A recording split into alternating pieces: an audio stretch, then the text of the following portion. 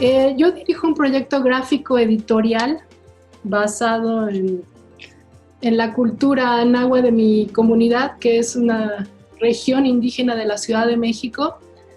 Y básicamente a mí me interesaba explorar las narrativas visuales, es decir, yo no considero que los indígenas solamente hagamos narrativas, poesía escrita. También hacemos otro tipo de escrituras, hacemos escrituras gráficas también, que es importante resaltar y también traer a discusión.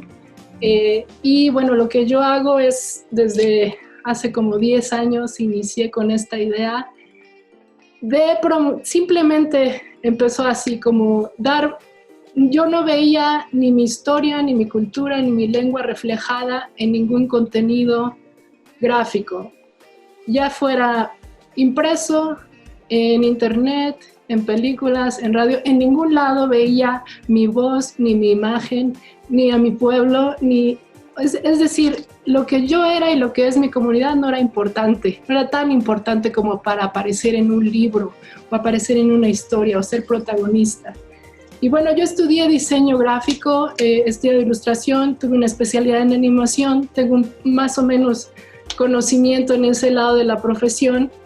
Y bueno, en mi comunidad la lengua indígena se perdió en 2 generaciones. Yo soy alguien que se reconoce indígena, que ya no es hablante, ¿no? Ahora yo he tenido que aprender esa lengua y he valorado y he descubierto que si yo hubiera sido bilingüe desde niña y hubiera sabido todas esas cosas que estratégicamente el Estado mexicano borró de nuestra cultura, de nuestra educación, pues yo habría sido una mejor persona.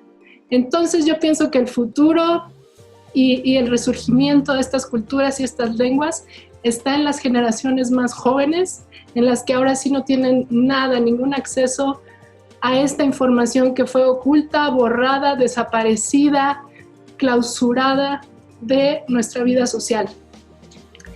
En ese sentido empecé un proyecto de querer revitalizar la lengua, traerla de vuelta e impactar a una generación de niños de mi comunidad que ya no hablan la lengua, que ya no conocen la tradición oral, que ya no siembran la tierra, que ya no comen productos del campo. Yo pensaba, ¿cómo hacer para que estas generaciones influenciadas y bombardeadas por tantas cosas abracen su cultura y la vean con orgullo, con dignidad, que digan, sí, yo soy eso y me gusta hacer eso? Y bueno, yo tomé como estrategia el romper estereotipos, sobre todo los asignados a las comunidades y pueblos indígenas en ilustraciones, que yo tengo un largo proceso de observación de cómo se ha representado al indígena y a sus historias en libros, en películas, en caricaturas. Es realmente terrible, ¿no? Y todas esas visiones, sobre todo, se han hecho desde la perspectiva de fuera. Es decir, ninguna ha venido desde los pueblos indígenas. Los indígenas no habíamos creado nuestra propia versión de nosotros mismos, nuestra propia representación, nuestros propios contenidos. No lo habíamos hecho, parecía tan simple y de repente vi que no había, ¿no? Y dije, en mi comunidad no hay, pues yo lo voy a hacer porque yo sé, eso estudié ilustración, soy especialista en diseño de personajes, en narrativas visuales, y empecé a hacer ese proyecto. Me topé, todo ese desarrollo me llevó a la lengua, a que tenía que conocerla, a que tenía que estudiarla y a que tenía que involucrarme con la comunidad a la que quería dirigirme. En ese sentido, ¿por qué es importante el trabajo del activista digital en lengua indígena? Pues porque hace uso creativo y exhaustivo de los recursos disponibles, de lo que hay. También porque se busca un criterio gráfico, artístico, retomando la lengua y su cultura. Este es un trabajo que se hace con postura política. Esto responde a un posicionamiento político. Esto no se hace porque está de moda, porque está bonito, porque me voy a ganar una beca. Esto se hace porque mi voz y la voz de muchas personas indígenas no está presente. No hemos tenido los mismos derechos que los demás. No hemos recibido una educación. Por ejemplo, en mi caso, yo estudié diseño y artes en México, un país riquísimo en narrativas, en gráficas, En la escuela de diseño, el currículum de la universidad no contiene ninguna temática que aborde el diseño y el arte indígena. Así, eso ya es borrar del mapa el conocimiento antiguo. Si los jóvenes indígenas o de origen indígena llegan a esas escuelas públicas, llegan a educarse para hacer algo con esa riqueza que traen de por sí, y llegan a una universidad que solamente se centra en crear mano de obra calificada y que no les dice que su cultura es importante, que pueden ensayar, que pueden crear contenidos, tenemos un problema de fondo muy, muy grave. El activismo digital que hace, pues pone de manifiesto todas esas carencias, todos esos huecos, pone de manifiesto que nos han invisibilizado, nos han clausurado, nos han negado aprender y valorar nuestra cultura. ¿Cuál era la siguiente parte de la pregunta? Pienso que un activista digital, pues yo cuando asumí mi labor de mi modo, pues voy a hacer esto quiero hacer. Llevo ya casi 10 años haciendo estas cosas. No se desanimen, toma tiempo, cada vez es más fácil, cada vez hay más herramientas, cada vez hay más gente haciendo esto y tiene sentido, tiene futuro.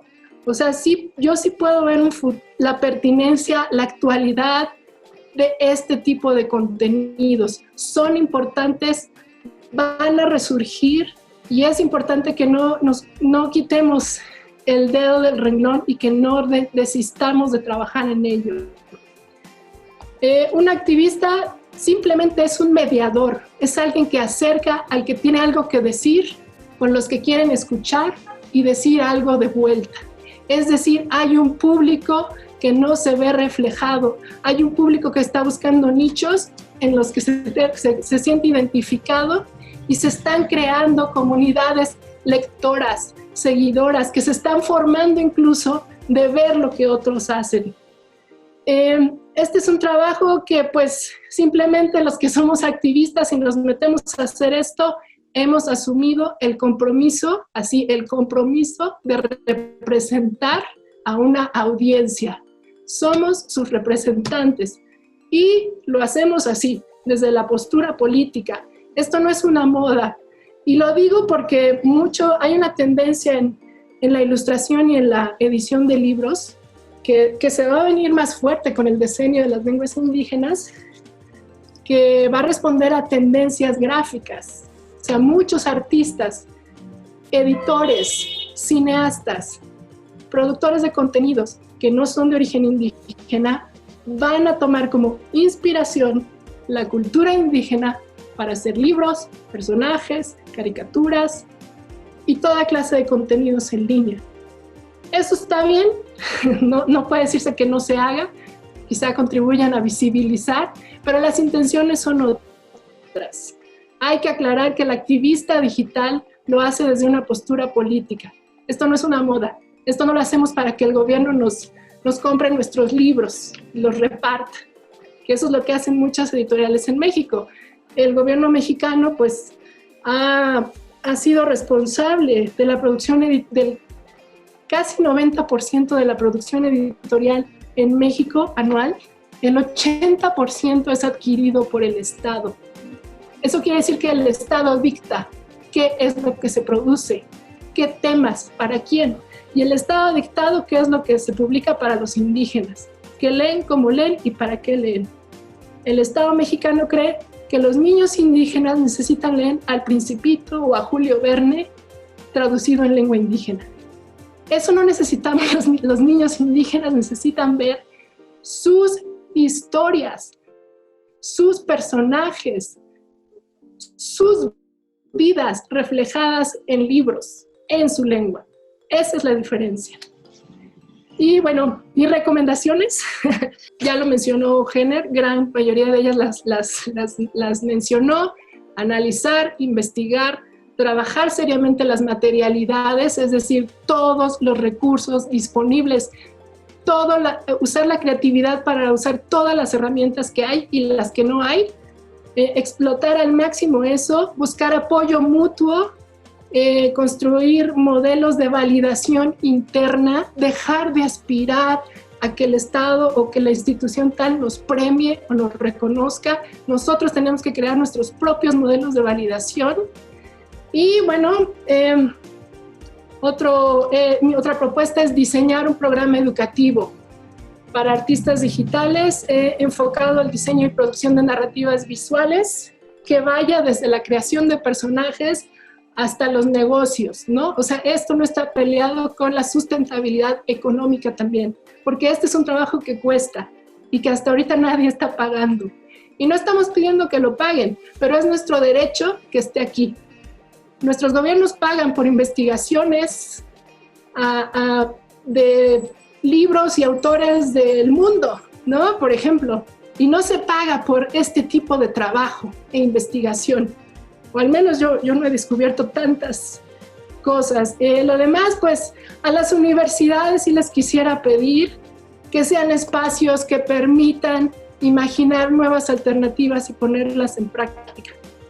Que sean espacios que acompañen a proyectos de esta naturaleza con capacitación, asesoramiento, acceso a hardware, a software, a internet, que incluyan en su currículum el diseño y arte de narrativas visuales indígenas, que utilicen su capacidad de producir conocimiento pensando en el público común y no en el especializado.